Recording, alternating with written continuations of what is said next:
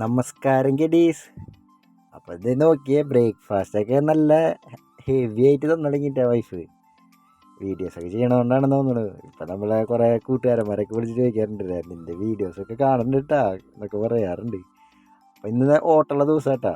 അപ്പം അതേ വണ്ടി എടുത്ത് ഇറങ്ങാണ് കേട്ടോ. പൂങ്കുന്നത്താണ് ഓട്ടം.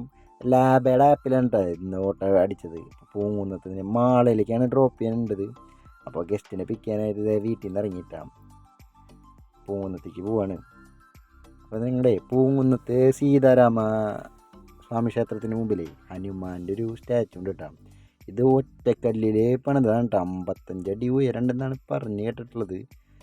ഇത് നമ്മുടെ പ്രധാനമന്ത്രിയാണ് കേട്ടോ ഇത് ഉദ്ഘാടനം ചെയ്തത്. നല്ല വലിയൊരു സ്റ്റാച്ചു ആണ്. കണ്ടിട്ടില്ലാത്തവരൊക്കെ ഒന്ന് പോയി കാണുന്നത് നല്ലതാണ് കേട്ടോ. ഇതാണ് കേട്ടോ സീതാരാമ അമ്പലം.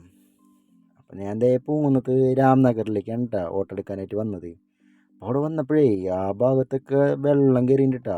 മഴ 2-3 ദിവസമായിട്ട് മഴ തന്നെയില്ല. അപ്പോൾ ഈ വഴികളിലൊക്കെ വെള്ളം കയറിയിട്ടാ. നല്ല രീതിക്ക് വെള്ളം കയറിണ്ട് കേട്ടോ ഇവിടെയൊക്കെ. അപ്പോൾ ഒരു 10-15 ദിവസം നിർത്തി മഴ പെയ്താൽ വീണ്ടും പ്രളയത്തിനുള്ള സാധ്യത പോലെ എനിക്ക് തോന്നി. അത് കാരണം വീഡിയോ എടുത്തതാണ്. പിന്നെ ഞാൻ ദേ തിരിച്ച് വീട്ടിൽ വന്നു. അവരെ ഡ്രോപ്പ് ചെയ്ത് വന്ന് ഫുഡൊക്കെ കഴിക്കാനായിട്ട് ഇരിക്കുകയാണ് കേട്ടോ. ഇനി പ്രത്യേകിച്ച് ഓട്ടമൊന്നുമില്ല കാര്യമായിട്ട്. അപ്പോൾ ഞങ്ങൾ വൈകിട്ടൊരു ചായ കുടിക്കാനായിട്ട് പോയി. ടീ കടയിലേക്കാണ് പോയത്.